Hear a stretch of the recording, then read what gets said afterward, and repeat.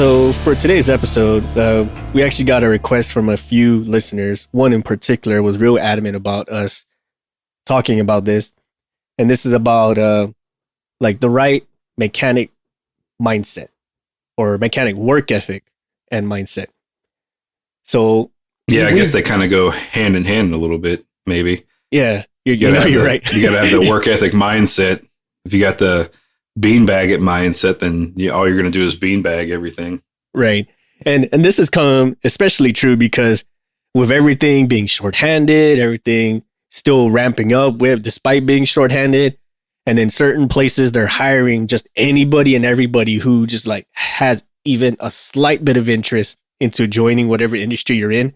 So you may not exactly get the best and brightest, right? I know a few places where like it's very sensitive, detailed work.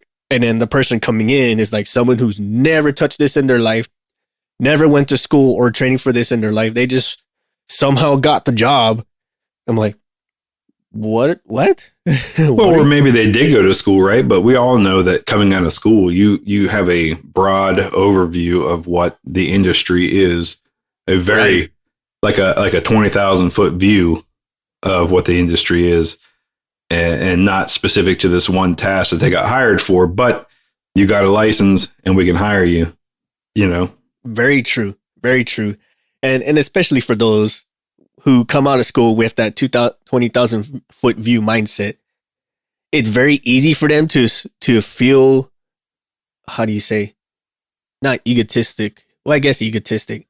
Empowered. I know everything. I mean, it's one of those like you worked your ass off for however long it took you to get your license. You get your license, and congratulations. That's a big achievement. But it can get to certain people's heads pretty quick where they, I got the license. You can't tell me what to do. I'm a certified A&P. Well, yeah, but everybody starts at the bottom, right? Nobody's a master of everything right away. It takes years of hands-on to get good at whatever it is your job is. I mean, I for myself, I kind of consider myself a broad overview kind of mech. I've done a little bit of everything, but I would consider myself not so much of an expert at any one thing.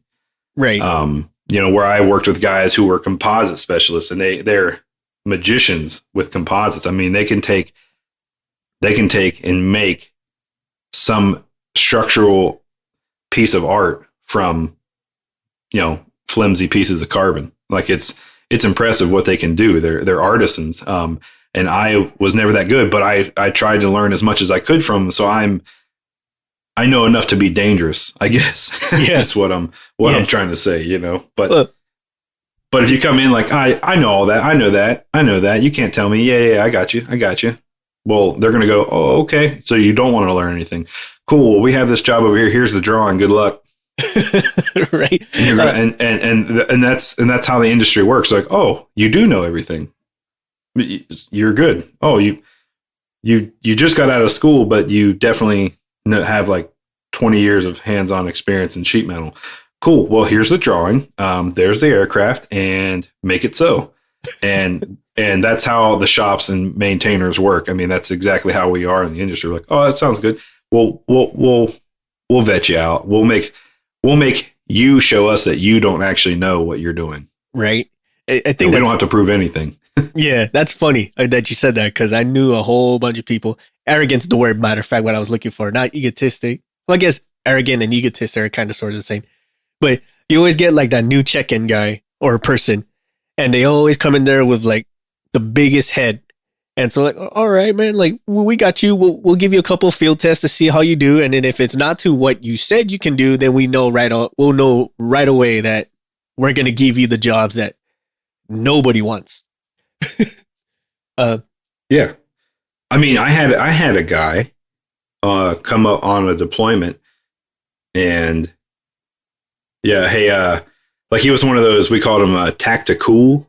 They brought, like the rest of us brought the rattiest clothes we had on deployments, right? And we were civilians in a war zone, but so we didn't have to wear BDUs or nothing, but we were like, it was like dicky shorts that had been, who knows what kind of oils and hydro fluids and grease and whatever had been on. I mean, they were, you know, if they were the tan Dickies shorts or pants, I mean, they were 50 different shades of tan. You know what I mean? It was, and holes that, shirts that had holes in them and they were ratted out and the necks were all wrung out and, you know, they had tears in them or whatever else. Is because you're on deployment, man. You're just working your ass off. But we always have these guys that would show up again, that kind of that elitist mindset, like the tactical with a 511 gear, everything real nice button up shirts, like look like they were getting ready to go undercover or some bullshit. I don't know. Right. You know what I mean? Like, yeah. They got like the Pit Viper sunglasses and shit. Yeah. They would come dressed like that, and the rest of us look homeless. And but they show up, you know, and they're in that, and you're like, why did you get all this? Well, we had a clothing allowance. I might as well buy good stuff. I'm like, but why bring it here? Yeah, right. It's just going to get ruined, dude. It's just going to get ruined. And they're like, you know, nah, that's okay. But like, all right, well, we got, you know, oil change to do in this one. Yeah, I don't do oil changes. Say again? I don't do oil changes, man. I don't want to get oil on these new clothes. And we're like, well, just what we had said. Why did you bring them here? Well, because, you know, they're nice. Look at them. I'm like, but look where we're at. we're not in such a nice place, right? You know, the whole reason you're here is to work on these birds. And they're like, yeah. So we don't do oil change. So what did that person do for the next 6 months? Every single oil change, and their clothes were wrecked by the time they were so pissed, man. But we're like, do it, dude. You know, 5 against 1, deal with it. Right. Either do it or get your ass kicked. Figure it out. You know. So like it started out as tan. Now they're going home. It's like navy blue. Yeah. They went from tactical to tactifool. That's a good one. Oh, that's a good one. Right. So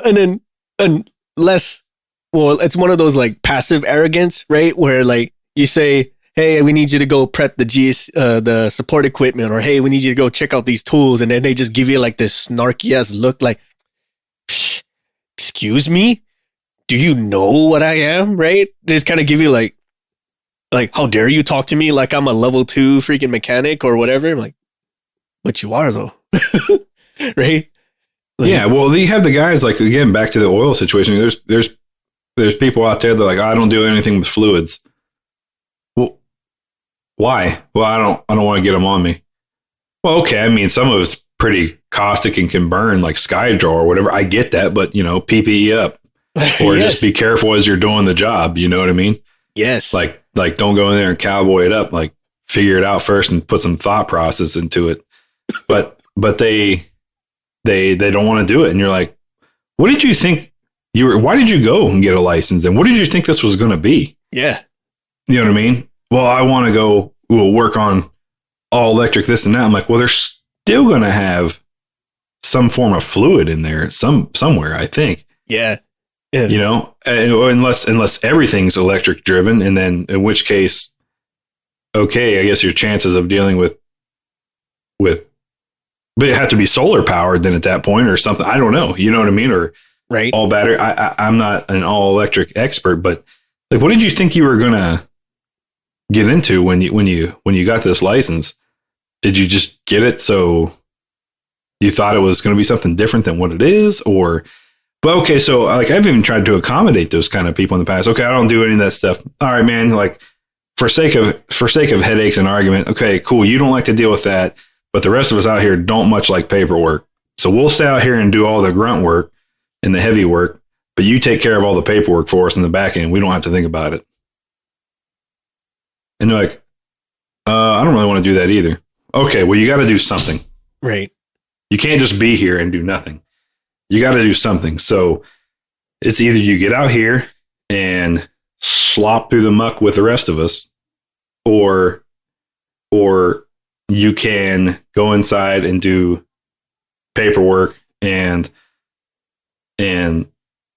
do like setup for us, right? So like we had this one place, we had what we called a mecretary. Mm-hmm. So they were a mech and they were there, but they would come out and help do maintenance every so often, but they did, like, they were doing the paperwork for like 30 plus aircraft. Right. So they were strapped to the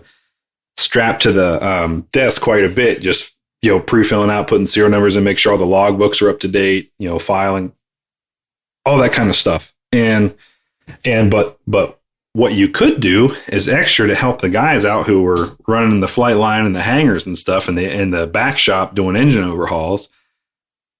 And you knew a job was coming up because you would see the scheduled maintenance coming and how many flight hours, right? You could see that, and usually you'd be talking with the lead mech like, "Hey, you got this coming up. It can land today and take off one more time, but when it lands again, it's got this."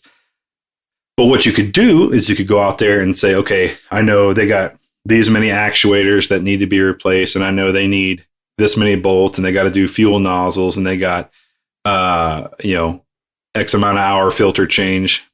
And whatever else. So you could go stage all that stuff for them on a cart in the hangar, to the point of adding anti-seize to the bolts for them already. So when the bird hits the deck, everything's ready there and they're rocking and rolling, and you can get that bird back in the air as fast as possible. Meanwhile, you've already pulled all the parts tags and you're inside and you've already got the paperwork all pre-filled out. So you're just waiting for them to say thumbs up. The ops checks are good. We had it set up to where we would have like everybody's name, so you could just e-sign it.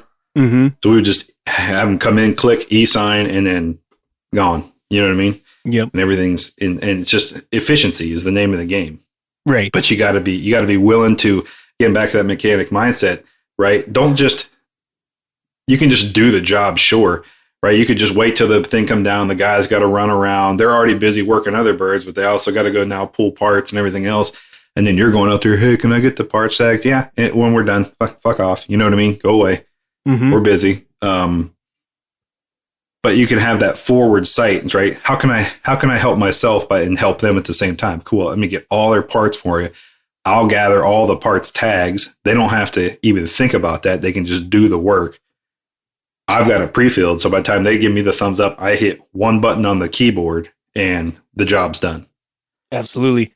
And most highly efficient areas that actually happens, but then you get those individuals, with that arrogant mindset of like, "I'm not going to do this. They should be doing that for me," right? Or that's below my performance level. Like, okay, but just so you know, like, when all this comes to a screeching halt, are we identifying choke points to what needs to get eliminated or what needs to be trimmed out?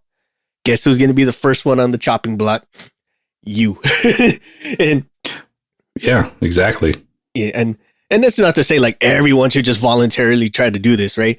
But just have the idea and the forethought, like it's all about what the end result is going to be. So do yourself and everyone a favor and set it up in such a way where like you're not trying to reinvent loops or chase down loops that doesn't need to be there, right?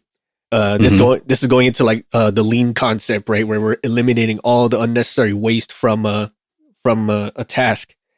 And going a little bit about the work ethic, right?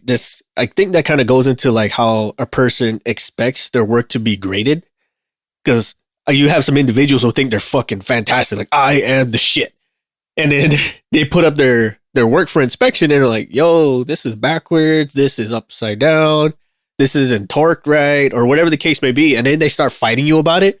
Like, "No, this is right. This is what the drawing says. This is what my X amount of years of experience has said. So this is right." And they would fight you on it. And so you being like an inspector or the person who's signing off the job, you're like, "Okay, let's look at the work order. It says to do this and you did that. It says to make it look like this and you made it look like that. Where did you figure out that it has to look like that instead of this?" And then they still fight you on it. Like, well, the engineer's stupid. I don't like the drawing, so I made it to what it really should be.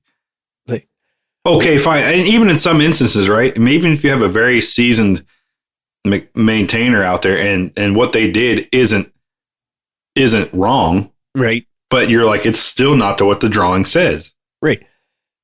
But like you're like in that scenario where the seasoned mechanic did it right, but the drawing is wrong. That's when you would go to the engineer or whoever created the thing, like, "Hey, we found a problem in your specification. It's not fitting. It's not doing what it's supposed to, or it's just flat out a hot ass mess." Well, right, yeah. Don't just do the job to what you know it should be without updating the drawings first. Now, because now you're working illegally, essentially. But I did the job right. Well, we can just update the drawings afterwards. I'm like, I know some places sort of do that, but in all reality, you're looking at the drawing and you're looking at the bird and you're going, I wonder if they were aware that this truss runs through here, because this truss is in the way of what you're trying to do. Let me go talk to the engineer, and you come out there and you're like, oh, snap. Okay, stand by. And they go back and modify their drawing to incorporate that truss and change up a couple of the parameters. And then you go and do the job from there, right? Where you can say, hey, you did it this way, but I have a suggestion. Can I explain it to you and show it to you? Sure. Hash it out with the engineers. Just don't do it because that's what you think is right. Right. God, can you imagine the aircraft out there? One wing would be 10 feet long. The other one would be 400 feet long. Well, efficiency, with the fuselage and aerodynamics, the 10-foot wing's all that's necessary with the amount of thrust we're putting out. The guy building the right side of the plane goes, yeah, but 400 feet, you can really have low thrust, but you can just glide on the thermals for hundreds of hours at a time, fuel efficiency. Right. That motherfucker be doing barrel rolls through the air. More wing equals more lift. It's all like tilting to one side like a freaking scale. Yeah. But yeah, so like going back to that one scenario with the drawings and whatnot, if any inspection authority, if they see that, they see the drawing, which if it has all the necessary signatures to say this has been approved and screened, and then they see your work, like this doesn't jive, we're gonna put you down as a nonconformance, right? And for the most part, right, every mechanic gets butthurt when they hear that something is being written as a nonconformance on their job. But you're never 100% sure if the nonconformance was caused by you, unless it's blatant, right? They can just say, hey, this isn't right. This is a nonconformance because something here is not matching. And then they can chase it back and find out, oh, hey, the engineer fat fingered a number in the drawing, which skewed it all out of proportion. Or it could really just be you, the mechanic. You just thought it upon yourself to reinvent the wheel and think you're a flight science fucking major and then redo the drawing to how you see it. Now, that's one extremism of mindset. Another one that I've seen is where you get an individual who's just haphazard. He's very, I just want to get the job done so I can go on. Beanbagging, as you said. Like, they'll just do the job to however they feel they have the energy for, or however they interpret the drawing. And then they get it called for inspection, get it signed off, and they will let the inspector or whoever's signing off the job just hit him for all the mistakes if they find it. So they hit him for all the mistakes, and then they say, okay, I'll just fill the gaps of all those mistakes. So once those are filled, then technically whoever's signing off the job will just completely sign it off because I filled those gaps and he or she didn't find any more. That is another example of like just poor workmanship, in my opinion. And I've seen a bunch of them. Well, it's not taking any pride in your work, right? And that's a big thing. And I know, all of us have good days and bad days and whatever else. And some days you don't feel like trying, and other days you go above and beyond because you're feeling it that day, And some of us maybe we go above and beyond when we're comfortable doing a job because we've done it before. We know, we know how to make it look good, but when we get a new task and we haven't accomplished, we kind of, make it look good, so to speak. But, but just take pride in your work, ask questions, never be afraid to ask questions. I think that's one thing with a mechanic mindset, especially as we get years into our career. And having somebody who's only been in half the time come and try to explain a better way to you. I know a lot of us that we take offense to that and we get real defensive. Like, who are you? You know what I mean? You can't tell me what to do. How long I've been in the industry? Yeah, but okay. Like back to my composite situation. Okay. Well, I've been in the industry 10 years, but my extensive composite repairs have been fixing, blown out holes, or surface repairs, not structural layups and building a fuselage out of it. You're right. And having somebody, okay, yeah, they've been in the field less than you, but their whole time in the field has been composite structures. So they obviously know. Mm-hmm.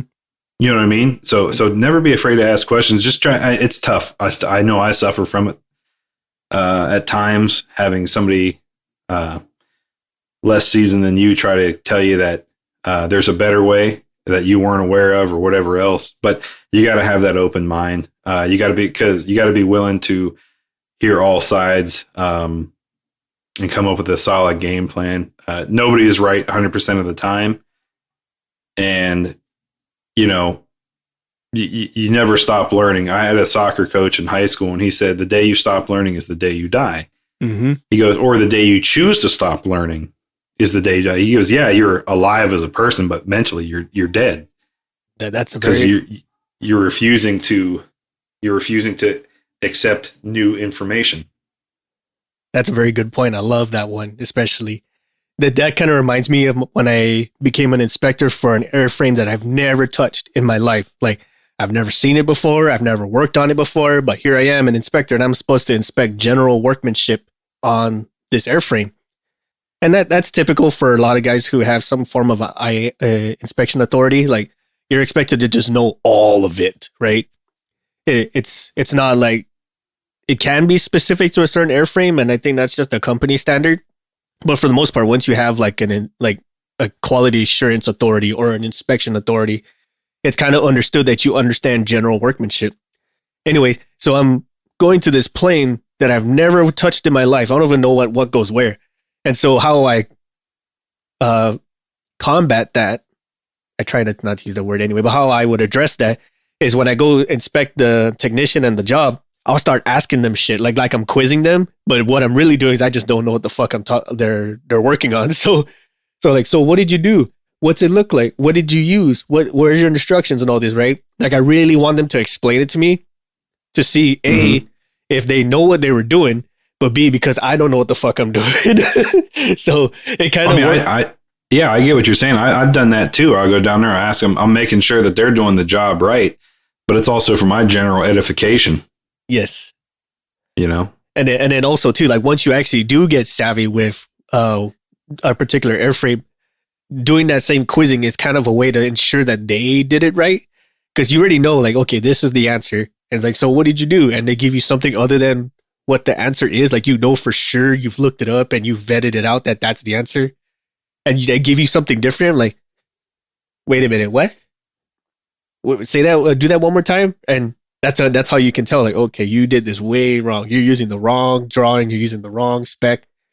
You're using the wrong instruction, whatever the case may be. And then you can say, and then that's a learning curve for them. Like, oh, okay, I got it, right? And that's a learning curve, especially for newer mechanics when they come into the field too, right? Like, it's not only just doing the job, but you also got to know how to explain it, because that goes into your write-ups when you sign it off. That goes into your write-ups or for your OJT. That goes into your write-ups and say the customer ever decides to come and take a tour of the plane or whatever the case may be. Well, that's a good point. Like you said, knowing how to explain it. I always tell people, then we still run into it now with poor write-ups, but and it's different for maybe military birds. I don't know why it's different, but like in the FAA realm, or working on like N-numbered aircraft that are, in the civilian side, I would suggest, I always tell people, kill it with information. Mm-hmm. I mean, put enough information there that nobody can ask you questions. So if I, the inspector, am perusing through the logbook and I'm looking at the work you signed off, and I was watching you do that work, and I come over and let's say you were drilling out, holes for a panel or whatever else, and it says, it was panel 594 or something like that, just a number, right? Mm-hmm. And I come over, it says drilled out holes on panel, completed in accordance with whatever number, whatever drawing number, whatever manual, whatever you're working to. But I'm going, what panel? What side of the aircraft? Mm-hmm. Is there a water line? Is there a baseline? Like, where am I going here? Right. What am I doing? So I always tell people, kill the information. I said, if you can put write-ups in there that control or whoever is doing your return to service sign off reads it and say, if they can't ask any questions because it's well written and well explained, I mean, that's the way you need to do it, because at least that's how I was trained to do it. And I view it as like, if nobody can ask me questions, that means they're not questioning the job I did. But if my write-ups are garbage, right? So these are people. Okay. So let me explain. In the corporate realm, I might be working on a plane in Palm Springs, but the home base of operations for that carrier might be Hartford, Connecticut. Okay. Mm-hmm. Now the controller is back there in the return to service department. When I get done doing a job, I got to make 3 copies of everything that I've used to do that job. I mean, I'm talking about your logbook entries, your parts tags, return parts tags, like for components that you thought you might need but didn't actually use, old parts, with red tags, like everything. Mm-hmm. You need 3 copies.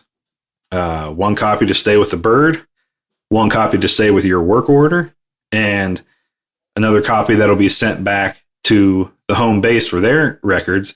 Mm-hmm. But also the copy you send them is what they're going to be reviewing. And so you're going to be sitting there once you send your paperwork back, and you're going to be sitting there going, waiting for them to call you and say, yep, paperwork looks good. Lock it up. Throw the security sticker on the door. Well, if the paperwork's not all there, or like you missed from one document to another, you you forgot to add a 0 at the end or something like that, just because it happens, right? You're working long hours, you miss something. Mm-hmm. They're going to call you, hey, fix it and resend it. Fix it and resend it. Now, the more times they got to call you and tell you to fix it, that goes against you or your company for return to service times. Mm-hmm. And also that goes against your name. So they're going to start recognizing you as you work more birds and they see more paperwork come through. They're going to go, oh God, we're going to have 1,000 things to go through and fix here. And they're really going to go through it with a fine tooth comb. But if you're generally known for doing good paperwork, yeah, they'll still look it over, but you're going to have a good name out there for yourself. They're going to go, hey, we got paperwork in from MVP here. Cool. This will be quick. Yep. And then you make a good name for yourself, and they're also talking with your controller. So next time they have a bird in your area, they'll call you by name. I mean, they'll call your dispatcher and they'll say, hey, is MVP working today? No, he's off today, but he'll be back. He'll be back on site 07 tomorrow. Okay, cool. We'll just hold the plane until he comes back. Well, we have other guys working right now. No, it's okay. We'll just wait till he comes back. We want him to work it.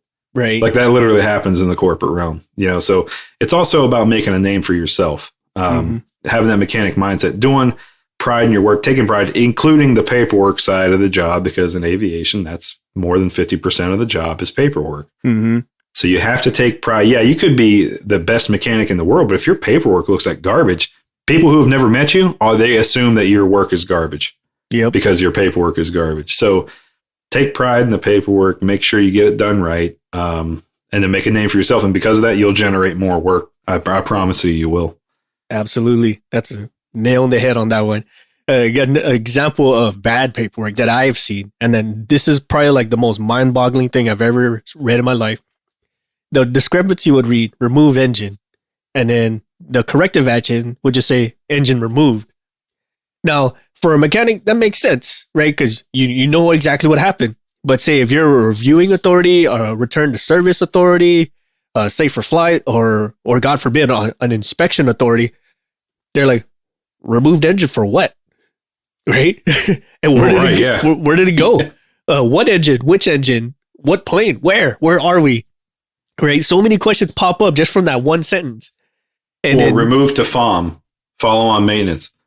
Okay, what's the follow on maintenance? There's no other write-ups past this one. Yes. Oh my God, I hated those. What the hell are we doing out here? I hated those. Or my favorite one, right, is like anything that has to do with FOD searches, right? Like lost tools on aircraft, like such and such lost on aircraft, and then perform FOD search, and then that's it. Like, did you find it? Like, did you not find it? Was it in your or were you working with the same tool all over the aircraft, or were you inside one specific bay? does that bay have access to any other areas, or is it internally, or is it just I take off a panel and that bay and there's no other way that tool could have gotten outside of that bay? Yes, you know what I mean? Yes. Oh my God, I hated those. Because then, like, again, going back to what you're saying, like, paint the story, right? Like, you don't have to get so in depth where you got to tell, like, all the exact little details and what exact manuals you used and all this and that. That's kind of hit or miss, especially depending on the organization. But at least paint the picture of what you did, right? Like, remove number one engine due to oil leak or some shit like that. Perform troubleshooting steps at next higher maintenance level or some shit like that. And then your corrective action, like, remove number one engine, serial number wazi, awaiting parts, some shit like that, something to the effect. Mm-hmm. See, it closes the loop on the story. Like, I know what the fuck happened. But and then circling back to that mechanic mindset, like, if you don't have the mindset that someone else is going to be reading and grading and trying to decipher all this shit, it's all going to come right back, and it's going to create all this unnecessary work for all of you. And being a great mechanic is more than just having the skill to do the job. That's a given. You have to do that. But it's all the other nuanced stuff that really stands you out and makes you an asset to yourself and to the shop or organization you're with. That includes like what MVP was saying, like prepping all the installation kits or prepping the gear prior to a job or post job, filling out the paperwork, all the boring shit that no mechanic likes to do. Nobody likes to do that shit. Hey, everybody wants to show up, run the engine, throw on their shades like they're Miami Vice. That walks in the background. Everything explodes as they're walking away, like in a cool shot, like they're the heroes. Yeah. But there's a lot more too. There's all the setup, pre-checks, then you do the actual ops check, and then the tear down and clean up, right? Yes. So they just want to show up, do the ops check, and then run over to the boss and say, look what I did. Mm-hmm. Yeah, well, anyone can do that. And, go ahead. Sorry. Well, I was just saying, like with dirty jobs, man. Like, I realized day one, first job, I hated doing fuel samples. I hated it because I had so much prep work to do, 5 minutes worth of work, and then I had another 15 to 30 minutes of actual cleanup. Like, gotta go get the fuel apron, gotta get the fuel sample jars, gotta get the alcohol to clean the fuel sample jars. The nitrile gloves or nylon gloves, and then they gotta get the fuel proof shell to go over it, the fucking welding face mask and all this other crazy shit. Like, I'm basically like I'm gonna go butcher something. That's how dressed up I am. And then I go, all I gotta your herd locker, I gotta go defuse a bomb. Yeah, that's more or less what it is. And then all I gotta do is just put a empty mason jar underneath the plane, press this little button for 3 to 5 seconds, and then there's my fuel sample.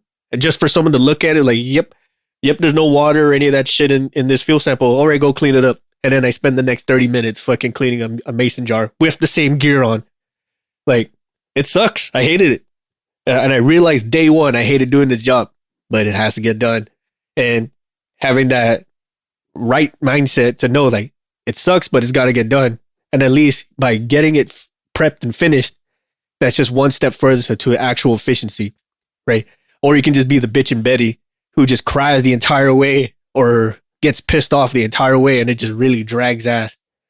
Like, yeah. So I had a good saying. I got a crew sort of in line with. We were deployed one time, right? And it was like weeks on end where it was just kind of it was just rough, man. It was so much going on. It felt like we were the only ones out of all the locations that were doing maintenance. We were swamped. I mean, running from start till finish. But I started this phrase where it can only last 12 hours. Mm-hmm. And the guys are like, what? I'm like, it can only last 12 hours. I'm like, man, this sucks. I'm like, yeah, but it's only going to last 12 hours. I'm like, what do you mean? I'm like, because we were 12 on, 12 off. I was like, what? The 12-hour mark, the next guys are coming in to replace us. And then they're going to eat a bag of dicks for the next 12 hours. And then we'll come back in and start where they left off. I was like, but it can only last 12 hours. And so it was one of those things, like, they just kind of picked it up. It was kind of became the mantra. They like, all right, what do we got today? Okay, we got blah, blah, blah, blah, blah, blah, blah. And this happened too. All right. It can only last 12 hours. Let's get to it, That's a good And it was one. just kind of like, it helped them get through the day, Didn't make the day any better, but it was just like, It was just change their mindset a little bit. Okay, well, the suck can only last for 12 hours. Absolutely. There's a cap to it, right? Yes, that's a good one. I like that. I like that a lot. And it did something kind of similar with like, at least it's only X amount of hours till chow, right? And that's more or less how food's a big incentive. Yep. And that's how we pretty much counted our days for the most part. Like you don't actually count like, oh fuck, we got like 8 more hours till quitting time, 9 more hours to quitting time, blah blah blah blah blah blah, or change a shift. It's like, well, at least I only got 3 more hours to chow, right? Oh, at least only 3 more hours to break, and then by the time your last break's over, then you guys are starting to button up for the next change of shift, hopefully.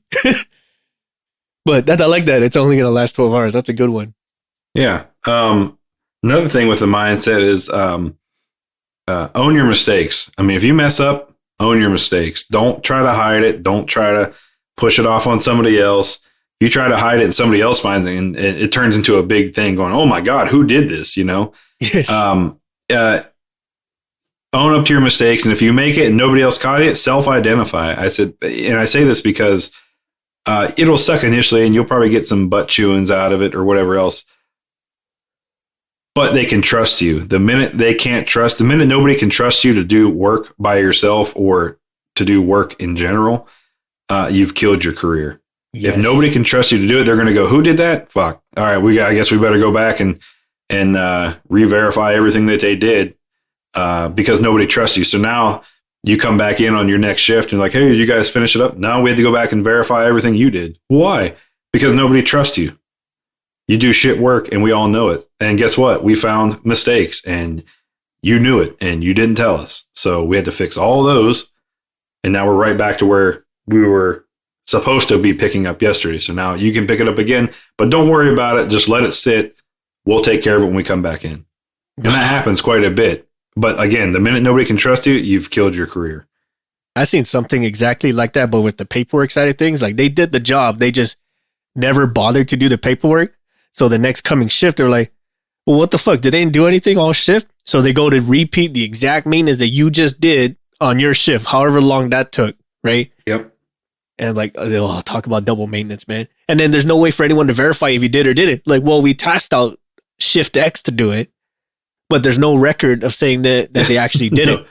Right. Yeah. You tasked them out. That's great. But what shows that they completed it? Yeah. And the only reason you know is you're pulling filters. You're like, hey, this filter looks brand new. And then somebody else on the other side goes, hey, this filter looks pretty clean too. Yep. You know what I mean? But then you run into those issues, right? Like, so do we just sign it off as previously complied with, or do we just wait for that shift to come in and then have them sign it off, right? And then now you're just, depending on how that rolls, like you can say like, well, we verify work that's been previously done, but we had no idea if it really was done. So that's one shady side of the house. And then the second one is like, you just let the other shift sign it off, but then you're 8 hours, 9 hours, however many hours till they come back, if they come back. Because that might be that person's day off or some shit like that. Right. It might be the weekend, right? The day crew finished up and they went home for the weekend, so nobody's coming back for 72 hours. Yeah. And it's so depending on some organizations, you can't recall somebody because it's their designated day off or some shit like that. So now what used to be like your go-getter plane for whatever operation you guys had, now it's out of the mix because you can't verify if a job's been done or not. And that goes way back to that whole completionist mindset. Or that whole mechanic mindset. Right. Woo, man, that was a lot. Yeah. No, one thing I would like to highlight just a little bit is, like you get like that enterprise ethics chart, like we do quality work. We verify each other's work. We work as a team. Quality is not a race. Whatever like main big enterprise like company ethics is about, right? It sounds all nice and preachy, but then when you get down to the shop, it's like a whole different set of rules. But I can understand to a point like why like big level or corporate level ethics is such a wide shot. It's because they can't they're kind of leaving it to the shop's preferences to what applies directly to them. Because if they just say everything A to Z is going to happen, but it doesn't apply to you. So how the fuck do I apply this to my shop? Right. I don't know. I don't know how to do this because this is meant for IT guys and we're a maintenance division. So what do I do? And then they call you a non-compliance because you're not following A to Z. Like, what the fuck you want me to do, man? Yeah, I don't know how to incorporate this into my division. Yeah. So, I think that's a good one to close by. Final thoughts on this MVP. It's just, again, about having the positive mindset. Yeah, not all the jobs are glamorous. Not all the jobs are the heroic ones, right? That'll get you recognition in the boss's eyes and everything else.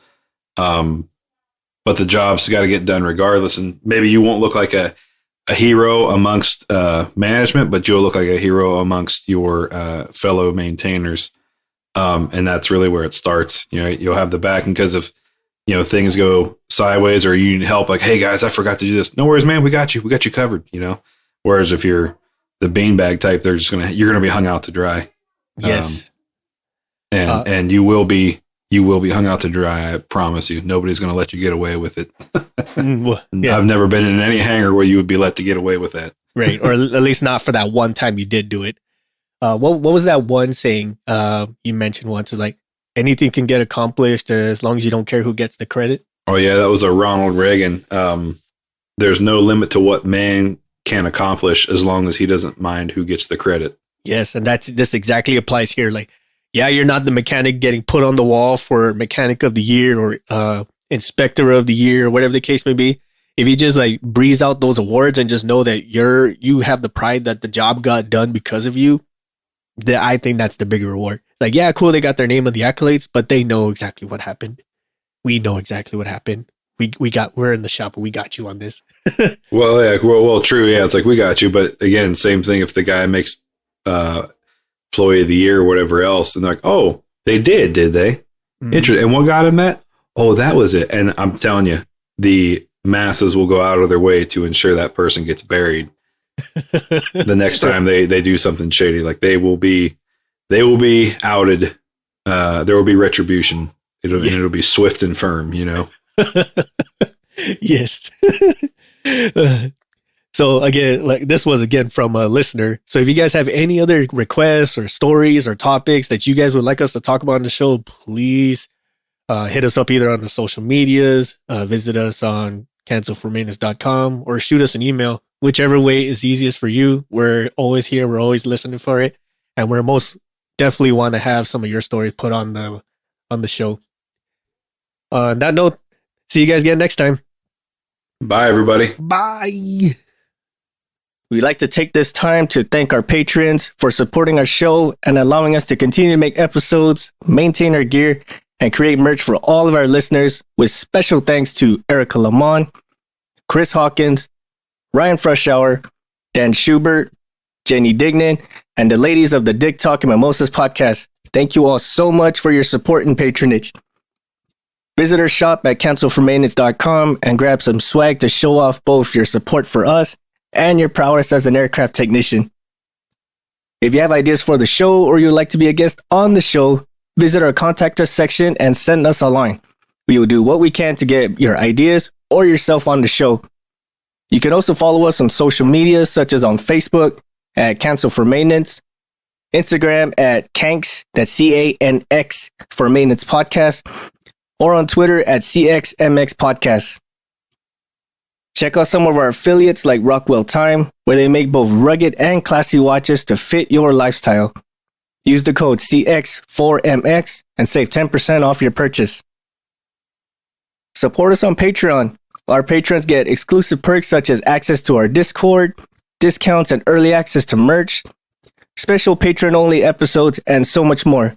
Thank you again so much for listening, and we'll see you next time.